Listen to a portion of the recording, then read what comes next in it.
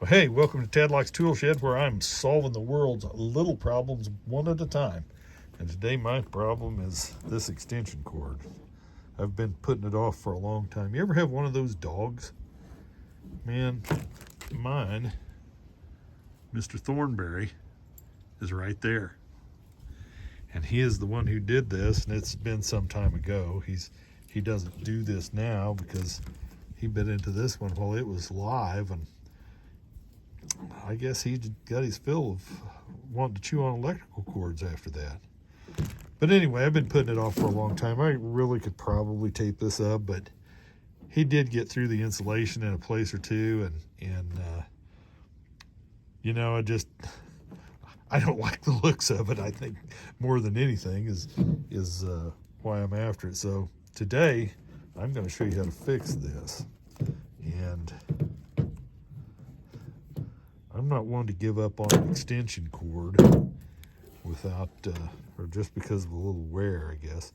And one thing that you want to do before you go cutting into something like this, an extension cord or any electrical, is make sure it's unplugged. Now, mine's laying on the tailgate of the pickup, if you haven't noticed. So I'm not plugged in, but I'm going to cut all of this junk. If I keep bumping the camera, I'll make everybody seasick. I'm going to cut all that junk right out of there. Got rid of that. Maybe I should give it a Thor to chew on, but I'm not going to. Anyway, so now we're down to this. And, you know, of course you had to do it, 10 foot from the end. So this is going to make this end of the cord about 10 feet long. The one thing I should caution you on is if you do this, you want to stretch out your cord beforehand and tell which end is which, because if you're going to make plugs in the middle of a cord, you want to make sure that you don't have one of these on both ends and one of these on the opposite, because otherwise that cord is going to be absolutely no good. So with this piece right here, I know you're saying that would be common sense. It would be if common sense were common. So we're going to put the male end on one end. It's got the female end on the other. I don't know, you may be saying, Kent, you need to just throw that cord away and give up. And, you're probably, not far off the mark. I wouldn't necessarily disagree with you. I haven't priced a cord recently. I don't imagine they've gone down in price. I can tell you from buying these the other night, and I've already got, as I showed you, I've repaired this one before some years ago. If you've priced these things, man, they start off at like $5.50 a piece, which wouldn't be that big a deal, but they go on up to 10 or 11 bucks, and that's just for one end. So I mean, I wouldn't suggest necessarily that you put $20 worth of plugs on a $10 cord. That just doesn't make sense. This is a good heavy 50-foot cord, and it's a good opportunity for me to show what I like to do with a cord that is broken. So that's what we're going to do here. Now I just kind of cut into it, and I don't want to get too deep, because if I do, then I get into my inner wires, and I tear the insulation off of them. So this isn't a good way to do it. I wish I had a razor blade or a carpet knife or something that I could get in there. Now you get these 3 wires. Now, wow, that was pretty good of me too. This may be the sloppiest video I've ever made. I don't know. We'll see. Well, it's all over here. What we think of it before we do our editing. people get critical of me.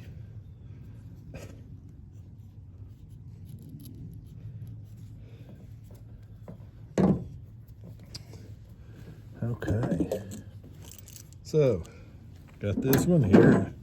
Reach over there, and I'm gonna loosen this up. Don't think I'm gonna have to take it off all the way. I think I can just drop it down some and maybe warp my wire through there.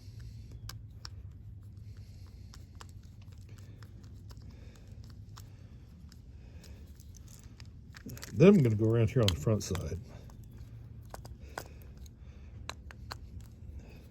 These only come out so far. They only turn so far and then they release. I don't know what kind of a screw that's considered, but I'm going to worm them through like I said, or attempt to. Okay, got that end on. Now, make sure that they all reach where they should. Looks like they will. And pick out the correct one of these, and I think it's about 12 gauge. Seems to have done a pretty good job. Don't want to get it too small. You can tell what gauge they are. Usually it says right alongside. You can see on mine that you can.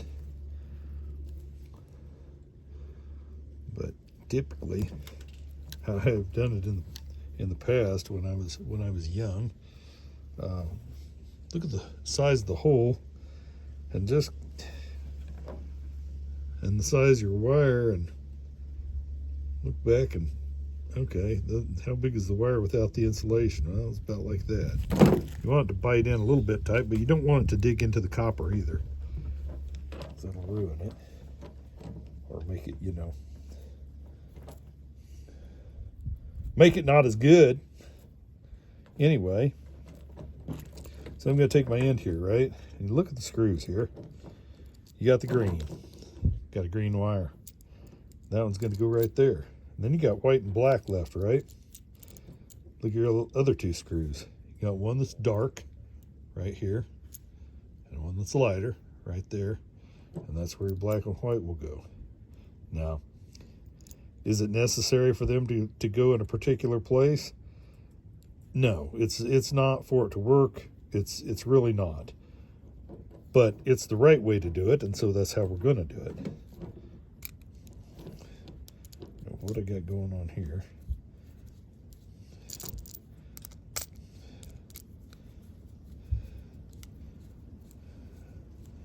Okay, so here we go. I'm going to go over here on the darker screw. We're going to put our black wire.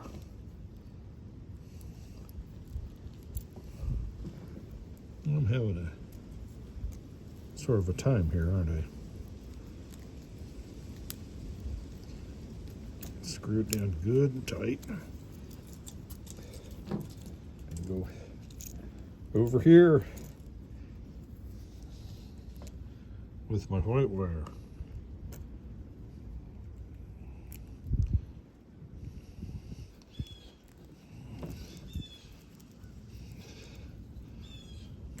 Sort of held in there. I tighten it up with my screwdriver.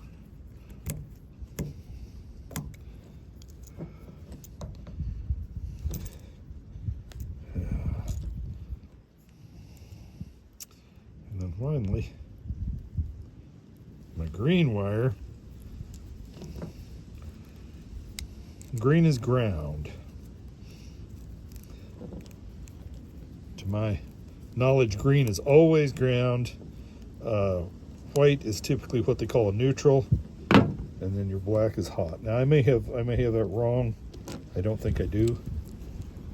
But if you're an electrician, you know, give me a break and tell me what I'm doing wrong. Well, this goes on a particular way. If you look at the top right here, you have these two lines, and they will match up right with that little nub that sticks out there so that you can get it in where it needs to go. And usually that's not too tough. Today, of course, when I'm filming it, it's going to be real tough.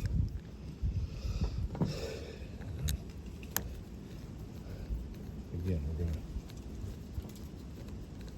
to tighten these screws back up, or that's the idea. What, I don't know what I've got going on here, but it ain't right. Okay. Needs to go right there.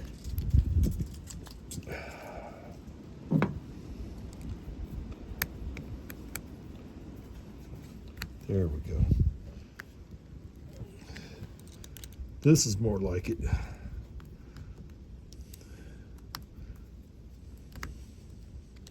I'm going to take these back here. Now, this is important. Your outer insulation here should be what this is your clamp. And it's going to mash down on that wire. Going to mash down on the insulation. That's what we want. That way when we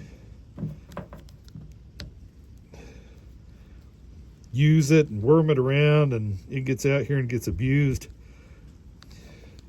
that stays good and tight, and you're not pulling on the wires inside the plug.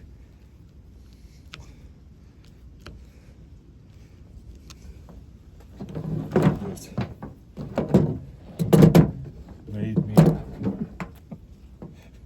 nice new 10-foot cord right there. This is kind of sad, really. Oh, goodness. So now we're going to go over here and we're going to do the same thing here again on this one. I don't really like the way that looks either. I'm going to cut that swollen part out of there. Get my dull knife here and probably cut my finger open and entertain everybody that way.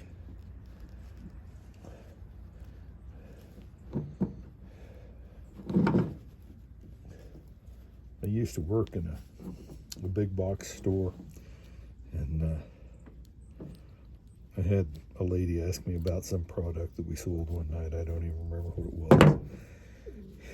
And I took out my box knife that I had in my pocket and started to cut open the box for her so that we could take a look, make sure that she was getting what she wanted. She looks at me like I'm stupid. She says, "You don't ever point a knife towards yourself. Did your mother teach you anything?" What could I say, you know? She did, it just didn't take, you know? Anyway, it's my entertaining knife story for the day. All right. Or maybe it wasn't that entertaining. You can let me know in the comments. Go back down here again, strip off my green.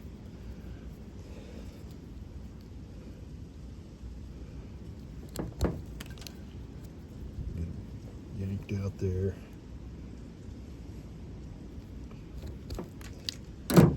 Okay. Pull this bad boy out. This is really taking a lot more time than I wanted it to. I'll have to speed through it so I don't bore anybody.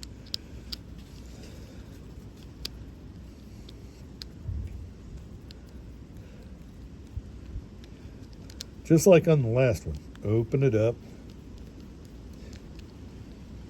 so you can get that cord in there when it comes time.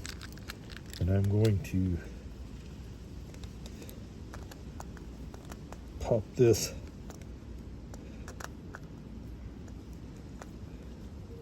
front of this off.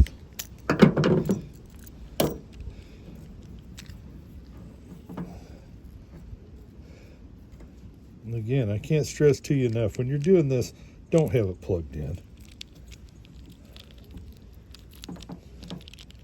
Make sure that you got that in right in front of you where you want it. Because it'll certainly light your world up.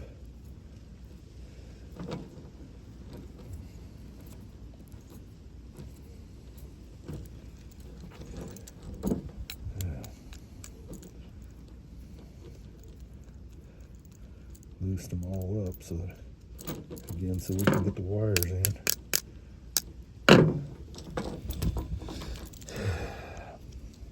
This time I'll start with the green one. Green one in there. I'll try and turn this around where you can see it.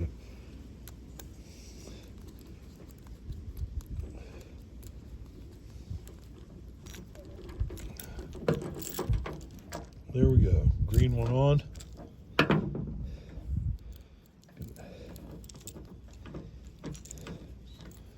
Come around here to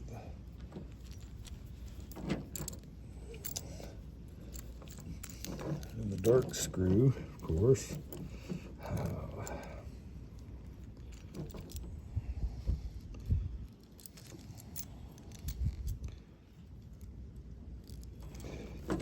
Goes to the dark terminal.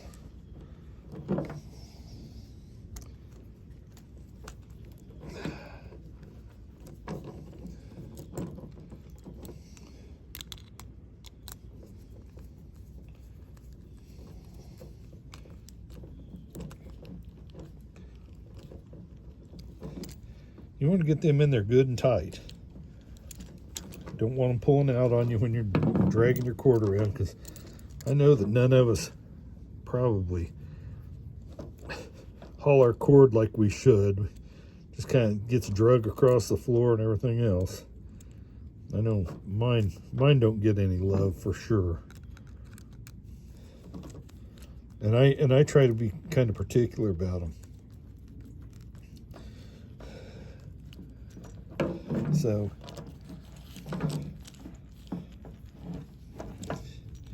and just like the last one, this one's got a spot right in there, right where the little nub lines up. And let's see if I can do a better job this time than I did on the last one. And there it is. It's in. I'll go ahead and screw it on. I need to go back to my clamp.